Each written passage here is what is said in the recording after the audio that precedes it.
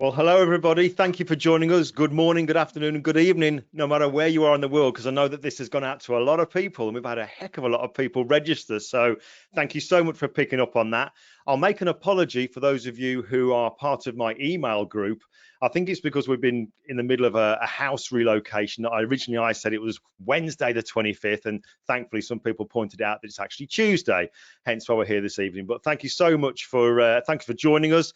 I guess this is probably going to take, I don't know, maybe 35, 40 minutes-ish to go through the content I want to share with you, but we're going to put some time at the end for questions. So on that topic, if you do have any questions, rather than us kind of, unless of course they're particularly urgent questions, if you're okay with it, we'll leave those to the end so that we can then cover those and maybe even use that as like a recap on some of the sections. Because although we're only going to be concentrating on one area of Lightroom, which is also the same kind of thing that's in Camera Raw, to be honest, obviously because they're the same engine. We're only going to concentrate on the color grading. There is a lot to throw in there, but I think you're going to grasp it by the end of this. And if you've never used it, I think you're going to start to use it afterwards, because it is one of those areas that people tend to avoid. They kind of skip over this panel, which can do so much. So that's one thing I want to tell you. But for those of you who have no idea who I am, my name is Glyn Dewis. I was Devon based, but now I'm on the Somerset, Devon and Dorset borders in the southwest of the UK. Photographer, retoucher, educator, author.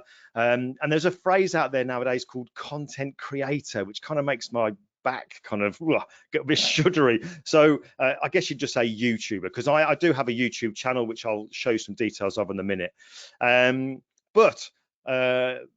Yeah, we're here obviously on behalf of Lumesca and BenQ, so I want to say a huge thank you to them, but I also want to say a very big thank you to a very close friend of mine called Anthony Crothers and his wife Elaine, whose home I am currently at, because this, where you see me in now, is not my usual workspace. Because we only moved a couple of days ago, our internet wasn't connected in time, or wouldn't have been connected in time. And thankfully, as all friends are, they're out there to help you and support you whenever they can. Anthony was kind of straight away saying, well, come to ours. We can move and shift things around and accommodate you. He's even painted the back wall today, would you believe? Not for me, because he's doing it anyway. But, you know, they've set it all up so that we can present this tonight for you rather than having to postpone it. So massive, massive thank you to them. But let me just kind of share a little bit on my screen here. Let me just dive over to my website, which you can see. Like I said, I mentioned that I'm a photographer, retoucher. I'm very fortunate that I do get asked to speak at certain events around the world, photography show, present for Kelby One. I've done stuff at Adobe Max in LA. I've got a few books which I've written as well, all about Photoshop, retouching, and most recent one as well also involves Lightroom. There's the YouTube channel. And I've also, if you haven't seen it, there's a project I did called 3945 to do with veterans. And this is kind of where that love of color grading kicked in, to give the veterans portraits kind of like a uniformity, so that when you saw them, you know, if you saw an image next to another one that was in the exhibition, they clearly were images that should be all together. You know, they had a very similar look, and that was all created with the color grading, which we're going to show you how to do tonight. There's obviously my YouTube channel, which is here, very, you know, aptly named just Glyn Dewis. So if you just went to youtube.com/Glyn Dewis, you see regular videos on there, which I post at least once a week now. And I'm really in the right mind space now for doing them. I'm thoroughly enjoying it. Something else to quickly mention, I'm not sure if Kate was put it into the chat or anything, but there is a special offer that BenQ are pushing out. It's or Lumesca are pushing out. It's 5% off certain BenQ monitors. I think the code will be in the chat at some point, or you'll get that sent through. There you go, as if by magic, there it is in the chat. So that's valid for a week. The monitor I'm using, I'm not here to sell you anything, let's face it, I'm here to go through this Lightroom stuff. But the monitor I use, if I dive back to my website, because I do get people asking me which monitor I use, and I was using BenQ monitors even before I even got involved with BenQ. But on my gear page just here, if I scroll down, I've got it listed here. So the monitor I'm using, and the monitor I'm actually on now to see if he's nice and big, is this one. It's the BenQ SW321C 32-inch monitor. There's loads and loads of tech detail about that, which I could sort of ream off for you, but I don't need to. It's 99% Adobe RGB, although I know, because I spoke to a BenQ about it, they are very conservative when they say that. But what I love about that particular monitor is not just the size of it, but it's a matte screen. So you don't get any reflections on the screen, so that things can look slightly different when you're working on them. It can look brighter and then darker, it can be quite confusing and affect how you edit. The fact that this is a matte screen, it's very uniform across the whole of the screen. So that's that one there. And also, if you've got a BenQ monitor, if you're getting one, underneath that, I've got a video which is on my YouTube channel showing you how to calibrate your BenQ monitor correctly. All right, so that's something to look at there. But let's get to the meat and bones of why we're here. We're obviously here to talk about color grading, and if I was to sort of say really that color grading, I think is the finishing touch. It's what we do to give our images that final finishing touch, so that they have a certain mood, a certain atmosphere, and in some respects a certain feeling. And you'll know what I mean as we talk through this in a little while, what I mean by a feeling. But the great thing about color grading as well is if you're a photographer, which you may well be if you're watching this, is that there's only so much we can do with a camera and lighting. There is only so much. To give ourselves a style and to give our images a certain look, obviously editing comes into it and adding color. And color is one of those things that can really influence a picture, not just give it the mood and feel that we want, an atmosphere, but also make it something that's identifiable to us, because ultimately what we want is to have a unique look that people know, oh, that's a John Smith, or that's a Jane Jones's picture, or whatever. You want that to happen. Color grading is definitely one of those ways that you can do that. Now, one of my favorite photographers is somebody you definitely would have heard of, and that's Annie Leibovitz.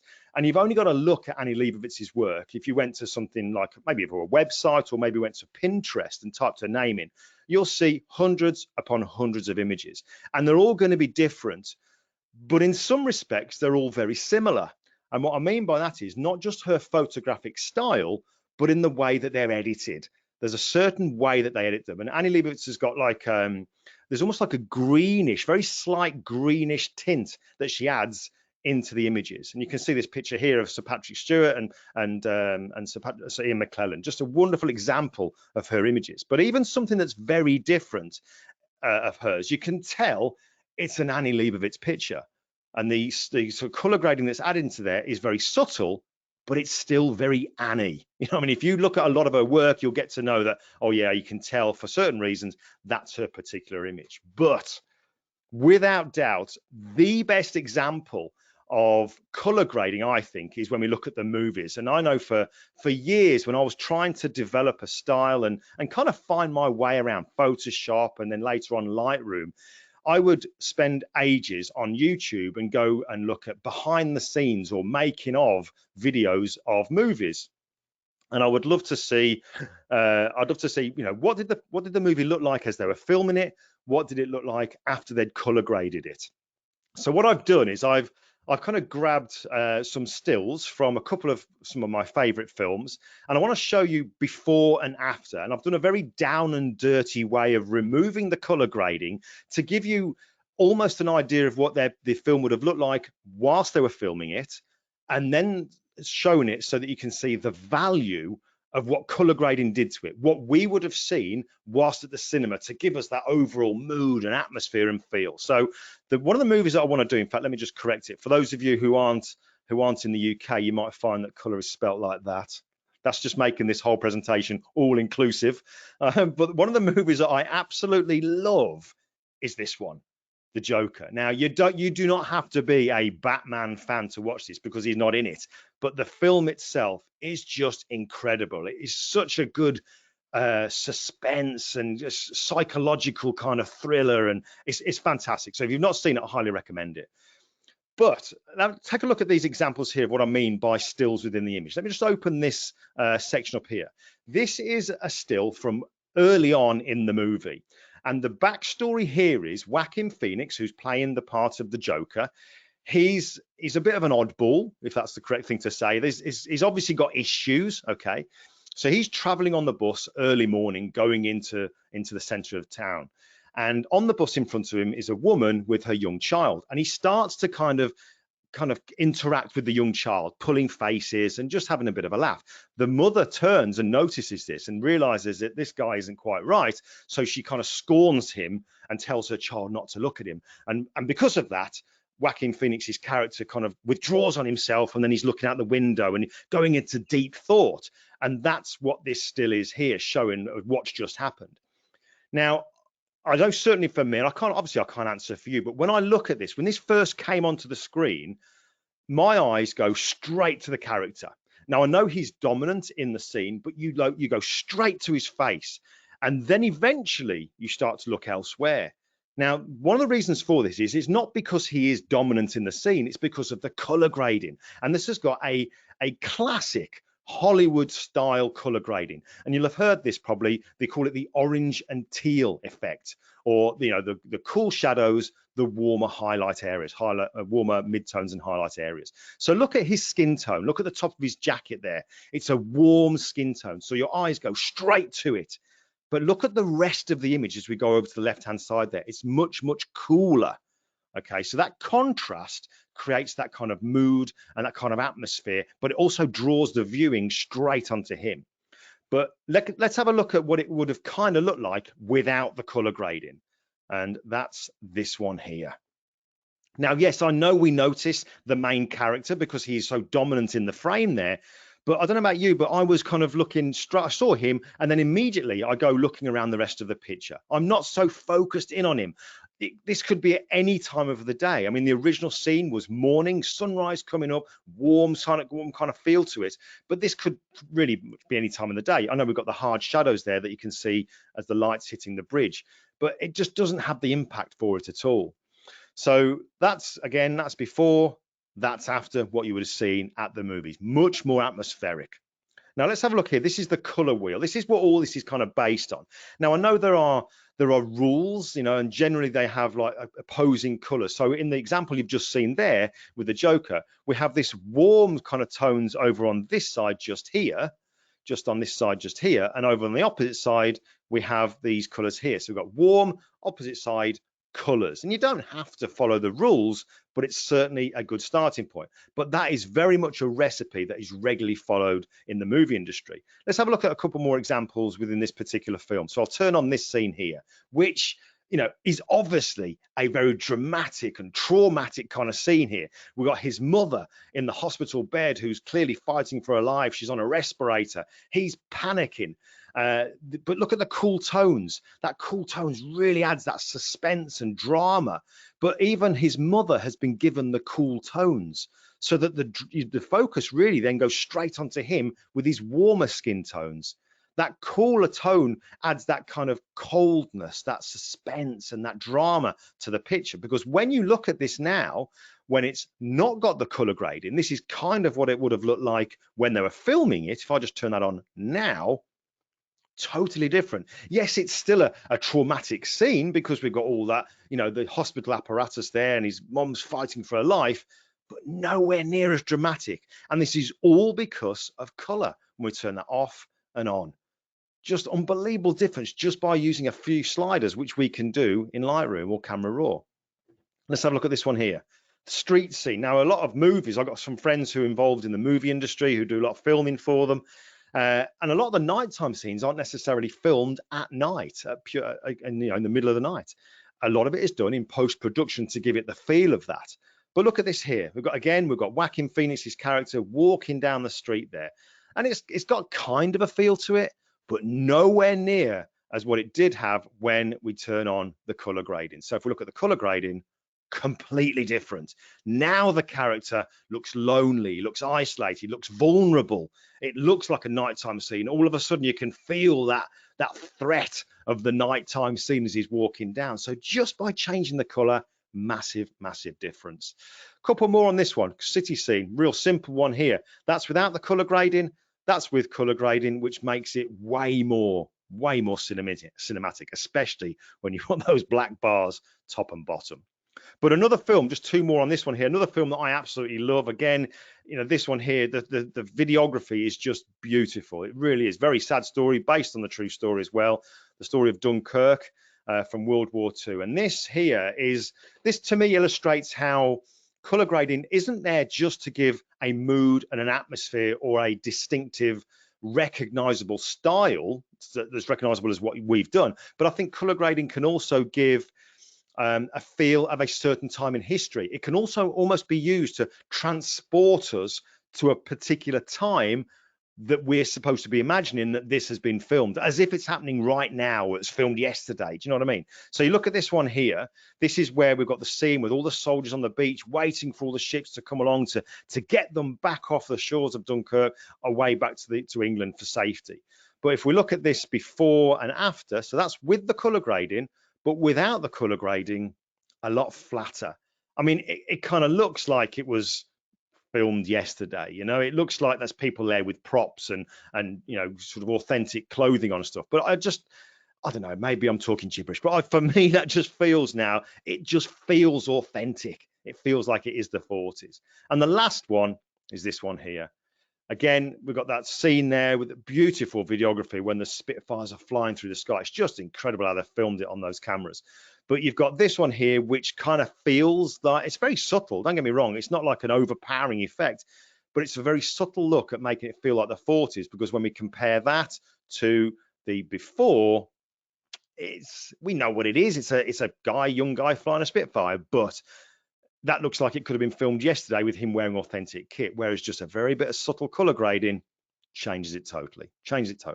But okay, so before we get on to doing the actual diving into the section on the color grading, let me just quickly show you, like a bit of a bonus, if you like, how I remove that color from the images in the first place.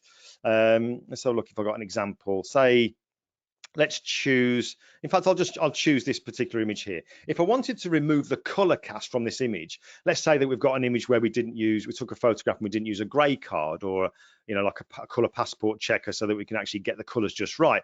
There's a little bit of a color cast here that we want to remove. There's so many ways that we can do that in something like Photoshop. Let me just show you one way, because I've got a video that I've shown how I did it in another way. Let me show you another quick way.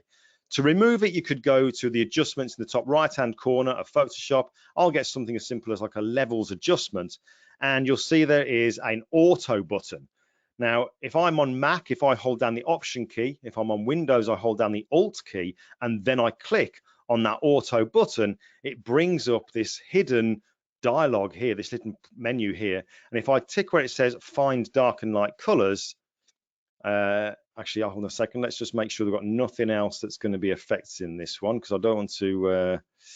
Let's go to there. There we go. Nothing else is above it. If I just go to the levels adjustment, click on auto, and then choose Find Dark and Light Colors, it removes the color cast. There we go. So that's before, after, before, and after. Just a great quick way. If you've got color cast in your images, you can get rid of it. So that's just like an extra little bonus for you there.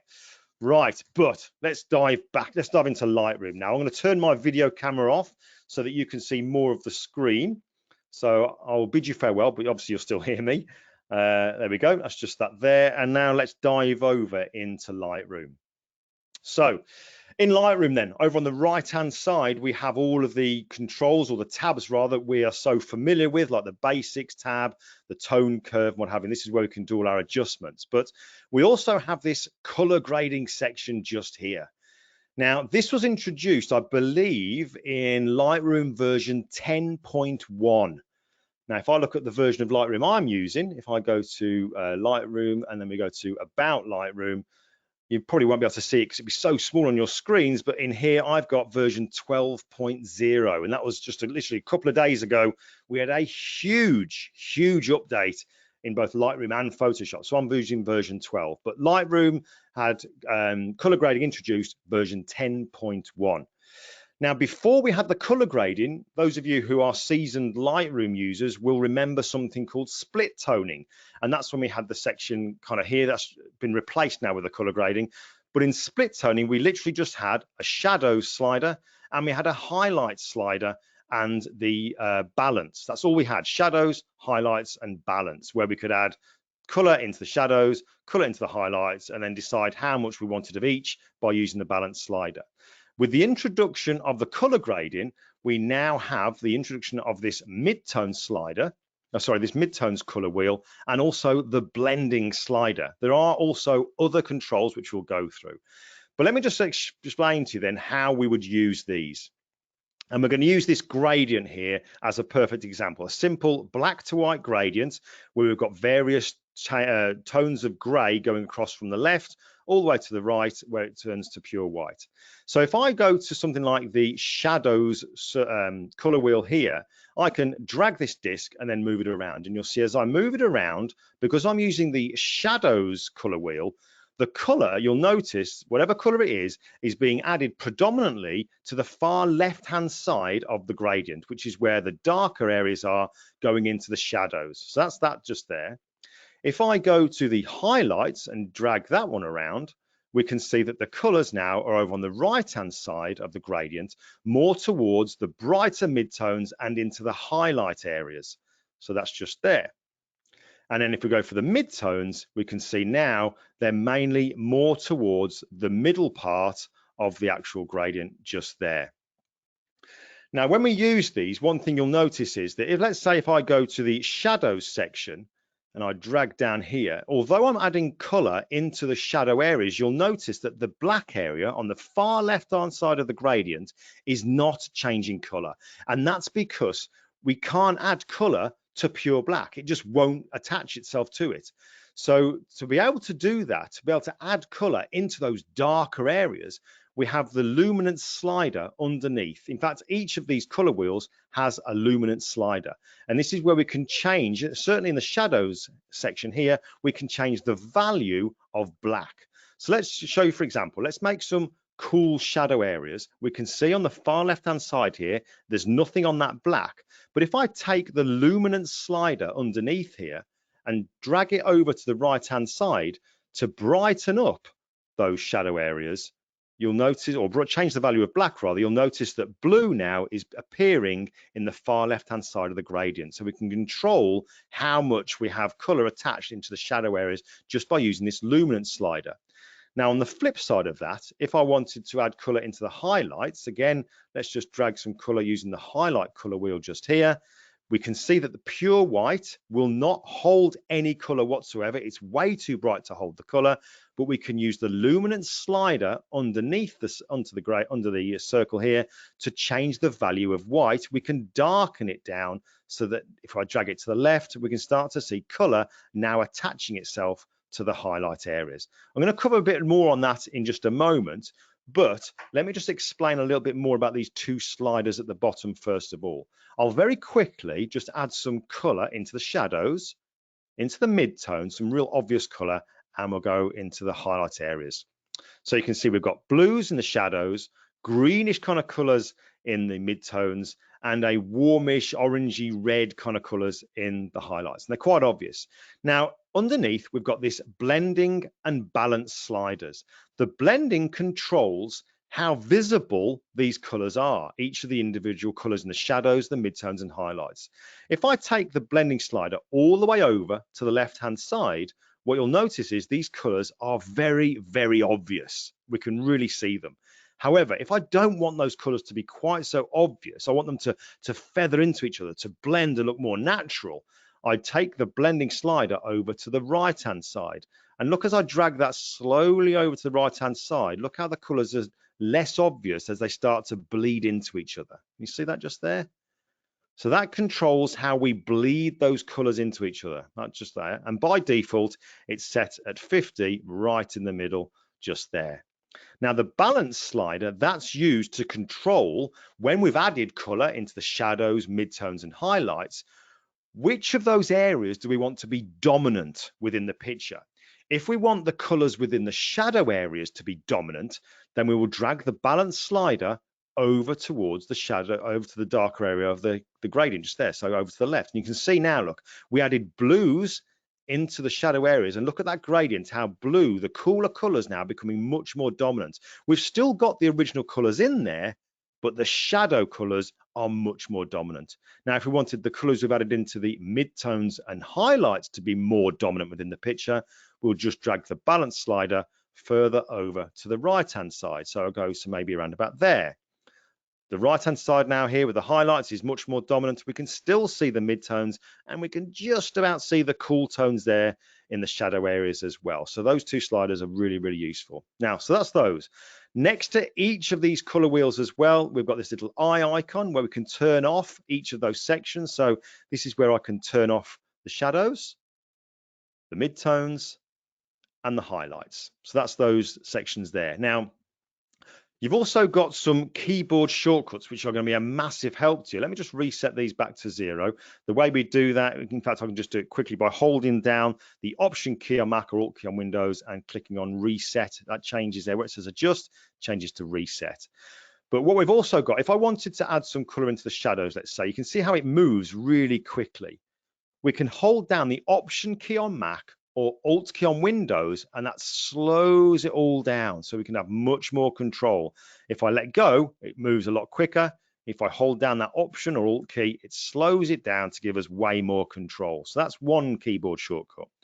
Another keyboard button to use is the Shift key, because let's say we've found the color that we want to use, but we don't want it to be quite so saturated.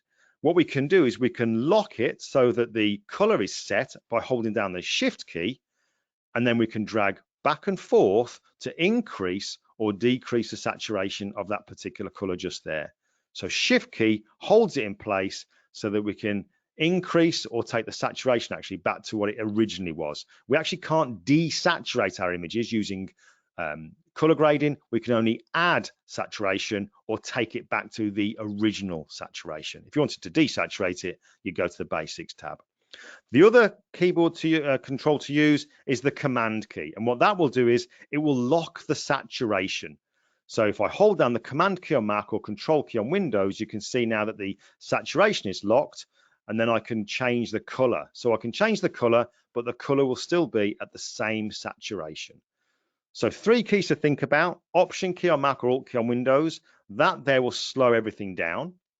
Shift key will lock the color so that you can alter the saturation. The Command key will lock the saturation so that you can change the color. That's those ones just there. Now, these 3 color wheels here can be quite small, can be quite fiddly. You might want to work on something just a little bit bigger. So we do have the option to have bigger color wheels, and you can access those at the top here where we've got these individual discs, shadows, midtones, and highlights, or you can just click on the name of each individual one. It'll take you straight to the bigger version. And in here, you can use those same controls, the Shift key, the Command key or Control key, and the Option key when you're going around putting colors in. Underneath, again, just like before, we've got the luminance slider, which we can use, and we've also got the blending and the balance. But what we've also got here, there's a little arrow that when we open this up, we've got more controls. Now, when I say more controls, they're basically manual versions of what we were already doing with the color wheel. So look, if I want to change the color, or the hue rather, see how the disc is kind of shadowing that, basically showing what that's affecting. If I want to use the saturation, see how that disc's moved back and in and out. So it's just a more controlled way, I guess. If you prefer to use sliders rather than clicking on a disc, that's what you can do just there. But let's just reset that. Now, there's also one extra little bit which I want to cover right at the end, which is just phenomenal. This one here, these color swatches. These are fantastic because we can actually use these to get the same colors in our images from other pictures, other TV shows, or even movies. So I want to show you how we can do that right at the end. Right, let's have a look then. We've gone through quite a few here. Let's just quickly jump back onto the screen just for a second. That's going through a lot of the controls. We'll refresh that as we go through some of these examples. But I think the best way that we can do some stuff now is to show this in its practical terms. Let's actually look at doing some color grading on some images nice and quickly. So let me just jump back off the screen here, and I'll go to my examples. We've got this one here. Okay, this is an old image of mine. But it's a great one to show a first example of how we do the color grading. So this is a friend of mine called Glenn, a quick composite that I did of him at the time of the Wolverine movie. I actually got some secret access to a building in London, went onto the roof, grabbed 3 quick shots and got the skyline. Now, this is supposed to be at night, and we can tell that it's nighttime because it's dark, obviously, and there's lights on in the landscape below. So, but we want to have a little bit of color. I want to make it look a little bit more nighttime-y kind of look. So we want to have a little bit of blue into it. So this is how I would do it. I'll use the expanded view of these color wheels because it gives me much more control, but let's just do a real basic adjustment on this one. We'll go for a typical Hollywood kind of look with the cool shadows and warm midtones and highlights. But let me just drag this down to say around about there, take the shadows add in some blue into those. I'll hold the shift key down and I'll control the saturation. So we'll go from maybe around about, say, there. Then I'll go to the midtones. And now the midtones can generally affect the skin. So midtones, I want to warm the skin up. So we'll drag up to the opposite side here from the blues to a little bit of warmth into the skin tones. And again, just control that saturation by holding down that shift key, something like that. And then we'll go for the highlights and I'll cool those down as well. Just cool them down to maybe around about there. Now with the shadows, what I don't want to do, should have done this at the start actually, when I add the blue cool tones into the shadows, what I don't want to do is to have the darkish areas or the darkest areas of this image to have any blue attached to it. I want those to be pure black. So because obviously I talked about that luminance slider, we know that pure black will not hold color. So to make sure that any dark areas that are really dark in my picture aren't going blue, they are going to be black, I'm going to take the luminance slider in the shadows and drag it over to the left. That should remove any color off those dark areas. You'll also notice it adds a little bit of contrast in there, which can be really handy. The shadow areas, I'll just brighten those up because I don't want the bright areas, the white areas in the image to hold any kind of color. So I'll drag the luminance over to the far right-hand side as well, something like that. We'll then go to the blending so that we can make all those colors kind of bleed into each other so they're not quite so obvious. And then I need to decide, do I want the image to be more towards the colors I added to the shadows or more towards the colors that I added into the highlight areas? I'll go more towards the colors in the shadow areas for something like that. So it's a very quick, down and dirty example of how you can do it. But if I just turn that off and on, you can see how the color grading can affect that one just there. But let's just go to another example. Let's go to this one here. This is a picture of a model a guy called Lewis, great guy, photographed at the Flash Center going back in, oh blimey, a while ago now. Actually, let's press I. How long ago was this? This was back in 2018. Wow, okay, at the Flash Center. Oh, and by the way, the Flash Center, it's those folks who have got the 5% discount on the monitors. But let me just give this a bit of a nostalgic kind of feel now, because I told you that color grading doesn't just give it mood and atmosphere, it also gives it a bit of a feel as well. So let's kind of transport ourselves back by changing the look of this particular here using color grading. So I'll start off, as I always do, just by adding some coolness into those shadow areas. And again, use that shadow, the shift key there to control that amount just there. So nice and quickly on that. I'll just darken those blacks because we don't want the blacks to have any color on them. Go to the mid-tones, mainly for the skin. We'll warm those skin tones up to say around about, say, there. And then we'll add some warmth into, in fact, no, I'm going to cool down those highlights a little bit as well. Maybe around about there. That's looking good. I'll brighten those, the luminance value on the highlights so that the bright areas remain bright and don't have any color attached to them. Now there's one other section I have yet to tell you about, and it's this one here. You'll notice there's these three discs, shadows, midtones, and highlights. There's this one right at the very end here, and this is the global color wheel. So color grading is the finishing touch. The global wheel is kind of like the finishing touch of the finishing touch. This is where we can add one final color right on top of our image. And this is where I'm going to add a little bit of warmth into it as well. Not too much, but maybe we'll go to something like that. Let's just go back now to the blending. Let's just make sure those colors aren't so obvious. They blend into each other. And the balance, I'm going to tip the balance on this one a bit more towards the warmer kind of areas of the image. And we can see now that we can go very quickly from before, after, before, and after. Now, color grading is very much a personal taste thing, and what you want to do on your image, unless you're doing something that is a specific assignment for a specific reason that you've got to do color grading a certain way, any other time, it's personal taste. So what you like, that's what you do. It's a feel that you like, okay? So when you're doing it, don't be guided by what other people think. I would suggest do what feels right for you. So if I was going to say anything, just do that. So that's the color grading on the end. Now, one little thing I want to show you here is as well, when we're doing this, we might want to say, look, you know, there's another image that I want to add this look to, this color grading. So we can do that really simply by coming to the bottom left-hand corner of Lightroom, and we've got this copy and paste buttons. So if I click on copy, that brings up the copy settings here. And you might see by default, they're all checked. That means that if I copy and paste what we've got here, every single possible setting is going to be copied over onto the next image. Now, I don't want that, so I'll just click on check none, and I'm just going to say I only want to copy the color grading over. So then we'll click on copy. Let's just go to another image, this one here, this young boy that's been billeted during the war. All I need to do then is just click on paste, and it will apply the color grading to it. But the great thing is, all that color grading, you can see if I go to the condensed view, we can see here all the adjustments that are made. So if I want to, I can then come in and kind of make some changes as well. So that's what I love about using the color grading, and certainly things like presets, is we have access to all the settings to change them later on, unlike using something like lookup tables, which we can bring into Lightroom, or even profiles. Once we stamp that color on them, we're kind of stuck with it. But with presets and with color grading, we can actually do some changes to it.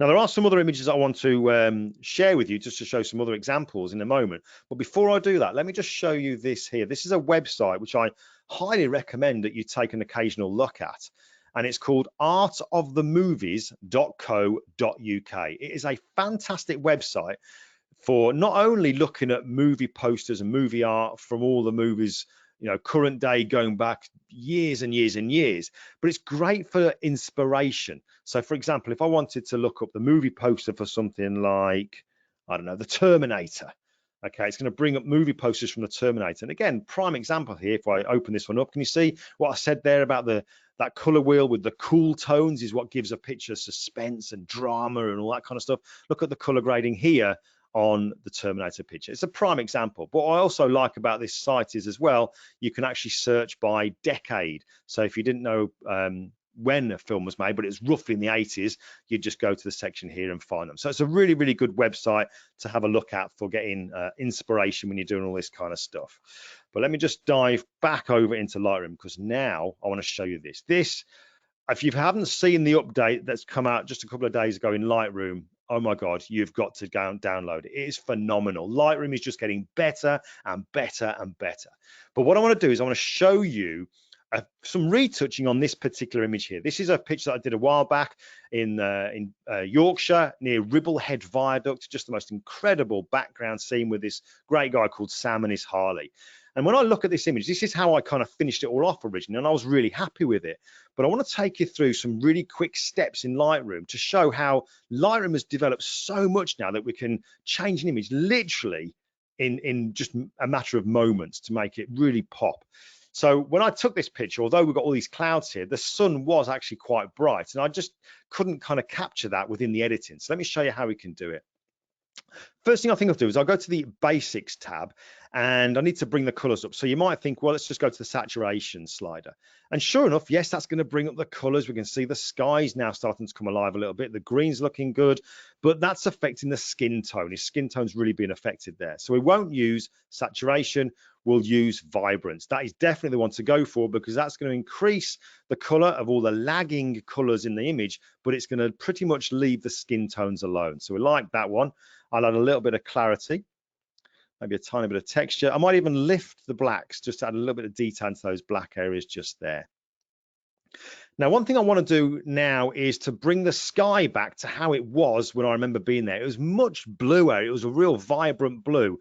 So you might think, well, tell you what, to do that, let's go to the HSL section, and we'll go to the saturation tab, and we'll use this target area here, this target adjustment tool here, and then bring that over onto a blue area of the sky, press down, and then drag up to increase the saturation. You can see the sliders moving in real time as I do that. You can see, sure enough, the blue in the sky does increase in saturation, but there's also other areas in the picture which are also being affected. So that's not good. It's not limiting itself to the sky. So we can't really use that.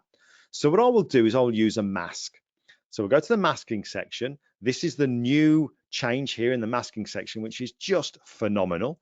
I'll click on sky, and it takes moments, and all of a sudden, there we go, the sky selected. We can see that it's actually included a little bit of Sam, so we need to get rid of that. So let's just bring up our masking section here. We'll click on subtract subject. It'll then take Sam out of it. And there's a little bit I can see, a little bit of this red overlay showing me what's also been selected on the actual hills. So I'll click on subtract again, get a brush, and I'll just increase the size of that brush using my right square bracket key, and I'll just very quickly come in and just brush it off these hills as well, like so. Just move that panel out of the way, just there, like that. Now that we've done that, you think, okay, well, let's just add some blue into the sky then. So you might think, well, let's just dive into the temperature slider, drag that over to the left. But the problem there is, yes, we're increasing the blue in the sky, but we're also affecting the clouds, and they just wouldn't have that color. So this is just, I love this. I absolutely love this. We know that we only want to affect color within the sky area, nowhere else. So we've got a mask already limiting us to only be within that area. But what I'm now going to do is something called intersect, and this is just fabulous. I'm going to hold down the Option key on Mac or Alt key on Windows, and when I do that, look at the masking section, hold it down, and then this intersect button appears. So now I'm going to click on intersect and choose color range. Then I'll come over to the sky and I'm going to sample the blue color just in between the clouds, just here. If I sample that down, the color gets put into this little swatch just here. Let's just turn on that overlay, and then we can use the refine slider to say, look, I only want that area there selected, the blue within all the fluffy clouds. Now, this nowhere else is being affected in our image here because we used that intersect. Intersect is only limited to where we did our first mask, and that first mask was the sky. So now that I've controlled this color range to only be on where the blue sky is, we'll turn off that gradient, so that's overlay, and we'll just add some blue back into the sky just there. Absolutely love how you can do stuff with that intersect. Incredible stuff. Right, let's just come out to the masking. Now we'll dive down to the color grading. Just very quickly do something here. We'll go to the shadows. Let's just add some coolness into the shadows. I don't want the very black area or darkest areas of the motorbike to hold any kind of color. So to get rid of the color in those dark areas, we need to darken them down more so they don't hold color. So we take that luminance slider and drag it over to the left. Something like that. We'll then go to the midtones. Let's just give some warmth into those skin tones a little bit, like so. So let's just control that saturation using that shift key.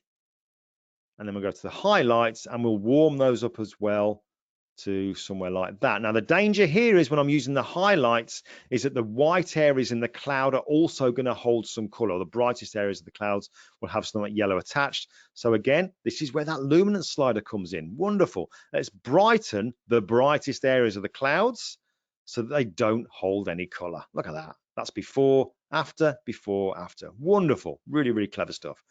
So now we'll take the blending. Let's just bleed those colors all together by dragging it over, not all the way, because if you do, then that mid-tone color will kind of disappear.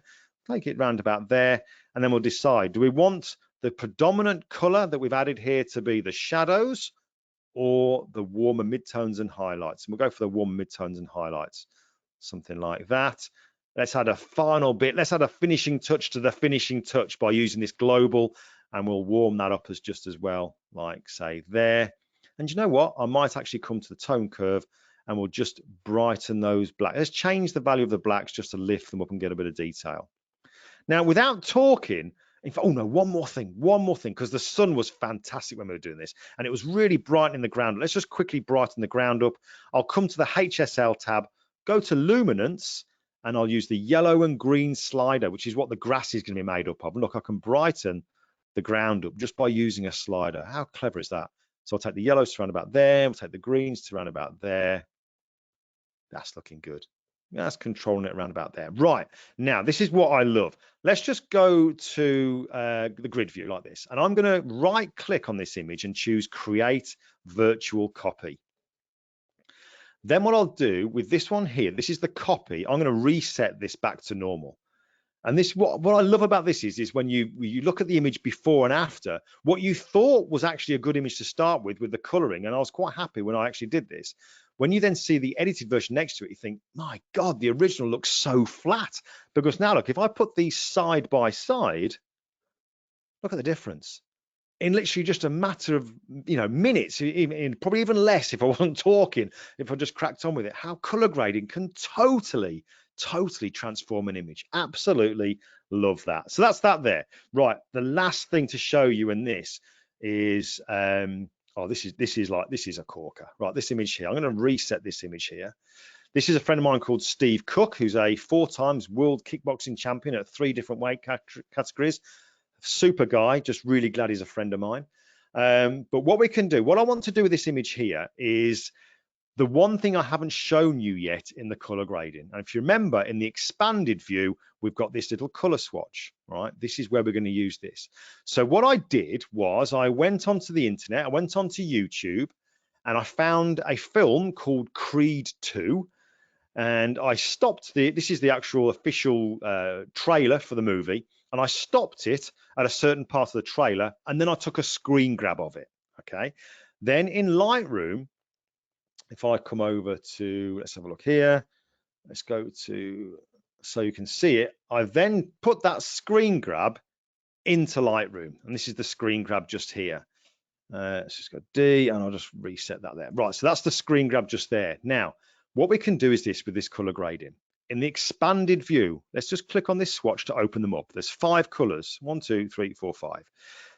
Now I'm going to start from the left and work to the right, and I'm going to choose colors for the shadows, the midtones, and the highlights. So what I'll do is I'll first of all click on this color sampler, bring it over into the image, and I'll position it over an area where I've got some darker areas of the image, shadows, darker areas of the image, somewhere around about there would be good.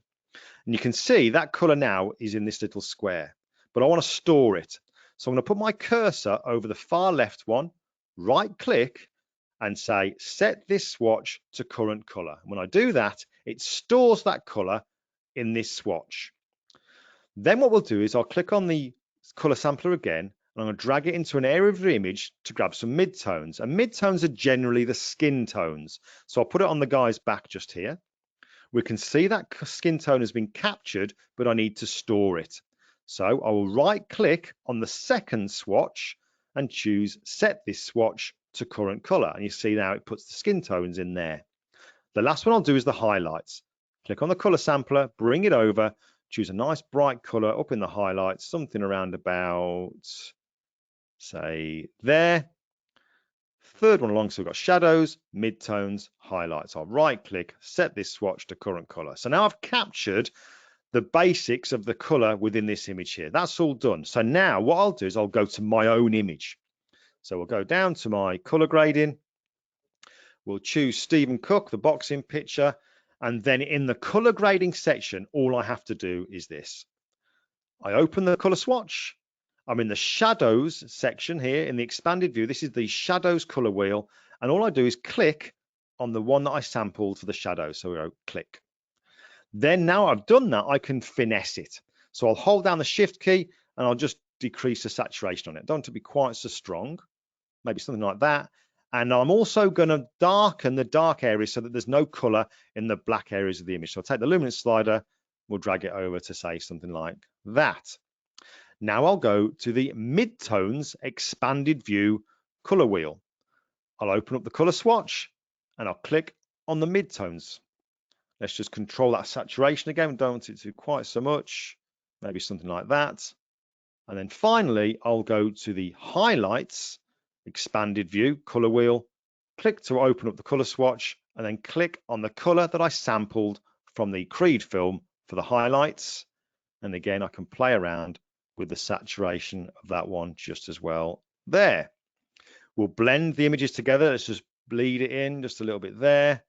And then we got the balance. Do we want the balance? Do we want the colors to be dominant for the shadow colors or more towards the warmer high tone, the sort of colors that are in the highlight areas? I'm going to kind of give it just to the right of the center, something around about, say, there would probably work. So that's how we can use it to capture the actual color from a movie. Now, before we get to some questions, I know time is really flying by, but there's one thing that I want to just very quickly cover before we answer some questions. When we're using color grading, one thing that I wish we had was an amount slider, because you might do your color grading, think, I love that, but I just wish I could tone it down a little bit. At the moment, to tone it down, you'd need to go into each of the sections, the shadows, the midtones, the highlights, or maybe even the global, and just bring them down a little bit. And that can be a little bit tedious. It would be lovely if we had an amount slider like we now have in the presets, just to add the color we want and then just tone it down. We don't want so much of it, maybe we want even more of it, but to have that control be good. The only way that I can see at the moment of having any kind of control over the amount is by doing this. Let me just show you a very down and dirty kind of workaround that you could maybe do. So for this example here of Stephen, what you could possibly do with this is once you've done your color grading, come over to the presets on the left-hand side of the screen and click and say, create preset. And in here, we'll give it a name of, say, Creed. Whoops, let's just type in there. We'll call this one Creed. It'll go into my user presets and just making sure that the only box that I've got ticked is the color grading. And at the bottom, it says support amount slider. Make sure that's ticked. Then we'll click on create. So now if I just reset this image back to normal, over in the presets on the left-hand side, you can see here, I've got my Creed preset, which is just basically my color grading. But now when I use it, I click to add it, but now I can have an amount slider to add more or less of it. So that's one down and dirty kind of way that we can actually have more control over the color grading. But what I would love you to do, and the more we get people doing this, the more it's likely to happen, is go to this website here. This is an Adobe's website where we can actually request new features to be added into our whatever software we want. So when you go to it, I'll give you the link in a minute, but on the left-hand side, you would just click here to choose the software that you wanted, and then you'll basically just fill in a little thing to say what you would love to see. I filled this in already to say I'd love to see an amount slider. The actual web address that you need to do that is this, just let's see if I can bring this up, is this one here. So it's adobe.com/products/wish list.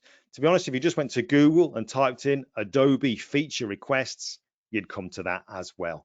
But let's kind of dive out of there now. Let's, because time really has raced by, and just see if there's any kind of questions that we've got. So I'll open these up. Let's have a look where they are going to be.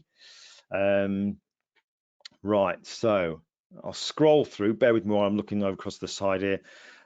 David has put, can we do that on video too? David, if you're on about using video, which obviously we can edit in Lightroom, absolutely 100%. You can do all the color grading that you've seen me do on the still images in Lightroom as well. And to be honest with you though, the actual color grading we're doing here, if you've got access to the sort of Premiere Pro or Adobe Rush and things like that, you've got a very similar color grading in there as well. So, but yeah, you can do it in Lightroom. Can you do this on Affinity? Oh, I don't know if I can answer that. Well, to be honest with you, I don't know. I really don't know. But Affinity is a great bit of software, so maybe you can. Alton has put, when using the color swatch, the first three are shadows, midtones, and highlights. What are the next two? Alton, to be honest with you, they're not designated as shadows, midtones, and highlights. It's just 5 color swatches that you can capture and use for whatever you want. The only reason I've kind of gone is shadows, midtones, and highlights from the left and going across to the right. It's easier for me to remember. But you could have the shadows as the far right. You could have the midtones as the far left. It doesn't really matter. You're just using those 5 available swatches to capture some colors from an image. Hope that answers that for you. Graham has put, hi Glyn, great webinar. Thank you, Graham. Is a LUT defined quite simply as a preset of color grading? I wouldn't say that's the case, Graham. I know where you're coming from, but I wouldn't say that's the case, because the difference is with a preset, as you've already seen as I've gone through some of this, presets retain all of the adjustments we've made, so that if we click to add a preset, we can then dive in and adjust them to our taste. We're not stuck with what a preset is. So presets aren't like a one-click fix, done, edited. They're a fantastic way to get started on an image, to give you an idea of where shall I take this. Once you click on the preset, you can then go into all the actual tabs there and change the settings. A LUT is kind of like a profile, and a profile, you add it and it's kind of like stamping that color onto it, and you can't really change it. You know what I mean? It's once it's on, it's on. So LUTs in Lightroom, although you can bring them in, they come in as profiles and they're a little bit one thing really. You can't really do much with them. What else can I say? But no, it's presets are definitely the way to go. Can we do a similar types of color grading using curves in Photoshop versus the Lightroom? Or yeah, absolutely, Rob, you can. You definitely can, because all the updates that we see in things like color grading is basically Adobe making more simplified versions of what's always been available to us in curves. But curves, ever since they were ever introduced, have always been a bit of a whoa, crazy kind of thing to if people understand and get to grips with. Since then, they've introduced all kinds of stuff that we can then make use of curves, but in a different format. So yeah, color grading is basically curves, but in a very much more user-friendly way to use them, I guess. Anything else we've got here? Alton, I don't think there's anything else in there. Don't forget, folks, you can always, before ending, please mention the offer from, just about to do that. Don't forget, you've got the offer that the Flash Center, bless them, they're offering. Great thing, 5% off certain displays, certain BenQ displays. The code is in the chat there. You'll see it's all capital letters, DEWBEN5, DEWBEN5. That's your 5% off, and that's valid for a week. Something else to let you know as well, do us a favor, have a look at this website here, my YouTube channel, youtube.com/Glyn Dewis. Now that I've had a message from BT, my internet now is up and running. So when I get home, I can crack on and then put another video out. So I do them every single week. And like I said, I'm in the right headspace for it. I'm thoroughly enjoying it. And it seems to be getting some great feedback. So I'd really appreciate you looking at that. And if you click on subscribe, which is completely free, it's just a great way that you can support the channel. So I'd really appreciate it.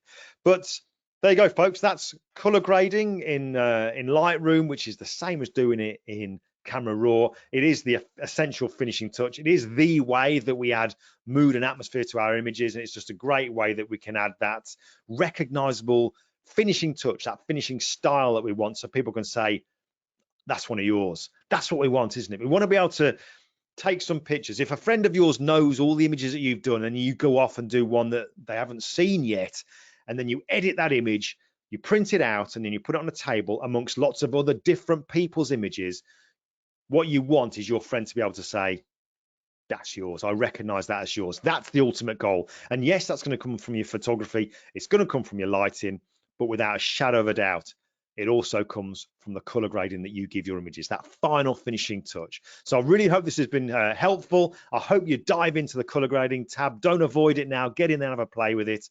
Any questions, by all means, just drop me an email. Go to the website, use the contact sheet, or just glyn@glyndewis.com. But folks, wherever you are in the world, have a great rest of the day if it's the morning, great evening if it's the afternoon, and good night if it's the night time. Thanks for tuning in, folks. Catch you soon.